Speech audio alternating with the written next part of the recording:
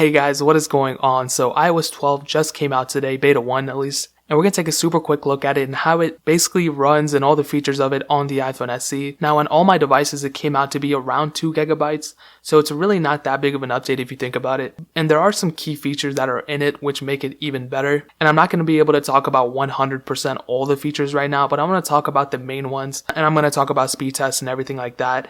But upon booting it up, and I said the same thing about my iPhone 6s as well, as soon as I boot up, it seemed really responsive, super fast. I don't know how stable it is of yet, but it just seems like it's pretty responsive just upon the first boot up. Now, I haven't really done anything crazy with it, but I mean, it seems pretty solid, at least for a beta now. Now, one cool thing is there is a new measure app, and I tested it on the 6S, and it seems pretty cool. So if I go ahead and I throw something out there, I throw a DSI out there, right? And I click the plus button, I can actually be able to, if it kind of picks it up. Okay, it took a second to figure it out. So I took it from this dimension, right? So you can now measure things. I know it's really not that much into the screen, but if I drag it over here, it should have been able to do something. And this is all part of their AI initiative or whatever to start doing more AI stuff. I don't know what the heck this is doing. I don't know what else to do. Okay, now, you can see that it's kind of measuring something. I know I'm barely in the screen, but it's really hard to get this in the screen. But pretty much like that. So I took the dimensions.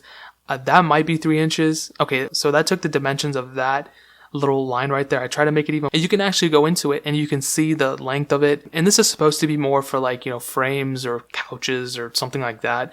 I don't really think it's supposed to be for a DSI. And you can copy this information as well. And as you can see, I'm doing the same thing and you can get the dimensions of it. So yeah, that's pretty sick. It's a pretty cool feature to add. It's a small one, but it's definitely a notable one. Now, another cool thing is group notifications. So now we have that within iOS. It was added in a while ago, in 3-4 years ago, but they took it out and now they added it back in.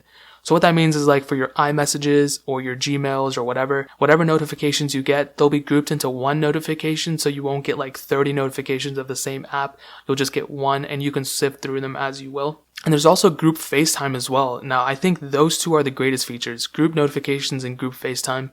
So you can now talk with over 32 people or 36. It's in the 30s. You can talk to a ton of people into one FaceTime. So that's super sick. I think that's the greatest thing ever. That kind of, takes away the need of having other apps inside of it, like the party or house party, whatever it's called. You can now do that all within FaceTime. So that's super sick. There's also new do not disturb modes. And this is super cool because now you can just have your phone in your room. My mom especially, she doesn't leave her phone in her room when she sleeps. She puts it outside in the kitchen or something. So now she can keep it in her room as long as she clicks do not disturb. So now all those messages and stuff, they won't be able to be seen from the main screen. And there's a new setting called screen time, and this is kind of cool.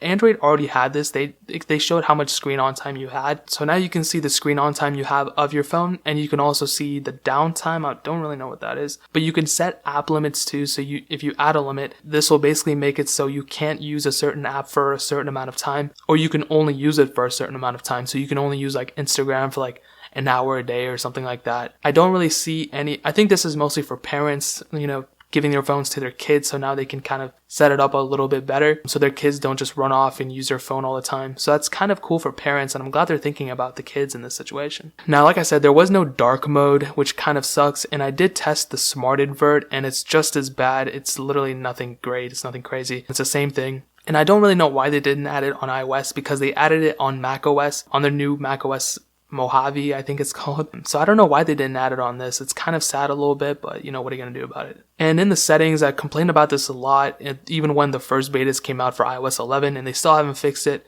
The Bluetooth toggles, they still say discovering Bluetooth activates until tomorrow. So that's kind of dumb. I really wish they just made it so you can fully turn it off. And especially on the iPhone SE, this is specific for the iPhone SE. It doesn't have Force Touch. So you can't Force Touch into here. You have to go into Bluetooth up here and then turn it off here. So that's kind of dumb. I kind of wish they just kept it the same way from iOS 10, but whatever. Or at least give us a setting within Bluetooth or Wi-Fi that we can do that, which they haven't even done yet, so that's kind of dumb. And there were a lot of other smaller things added in this as well. One notable thing, this phone does not have reachability, so I can't even talk about that. But one thing I found is if you go into location services and you go to system services and you scroll all the way down, you can actually turn off that status bar icon. So there's no location service up there. I would kind of recommend you to keep it on because it's kind of privacy, but that's kind of your decision. And another minor thing is if you go into general and you go to software update, you can actually turn off automatic updates now. So it's not going to be able to search for updates, I don't think. And it's not going to annoy you all the time. I think that was already a setting, but now they just put it there so it's a little bit easier for you to see that. Now I did run a benchmark, and on iOS 11.4 I had a multi-core score of 149,890. And I just reran it, and it actually went down to 139,439. So it actually went down quite a bit. I'm not really salty about it though, because it does feel, just as fast. 10,000 points isn't really a lot if you look at, the amount of features we're getting. And I'm always looking for improvements, so as long as there's bug fixes, this is a beta, so it's not going to be perfect. I'm expecting bugs. But as long as it's, adding features and stuff like that, I think by the time the official version comes out, it'll be a pretty solid update. And I'll update you guys on battery life once I figure that out. It's only been out for like 2 hours. So the main question is, should you update your iPhone SE to iOS 12 beta 1? I'm going to tell you this, and you should definitely listen to me 100%. You should not update your iPhone SE or any main daily driver iPhone to iOS 12 or any beta for that matter. I haven't even installed it on my daily driver, which is a 7 Plus. I will probably install in a couple days, but I would not recommend it. There's too many bugs. It's just too unpredictable. This phone could be working fine now, but it could easily stop working in like an hour. So stay on the safe side, stick with iOS 11.4 or any other official version you're on, and you'll be fine. There's super sweet updates in here, and you just wait for the official version in a couple months. And that is pretty much it. If you guys have any questions or anything, leave it down in the comment section below.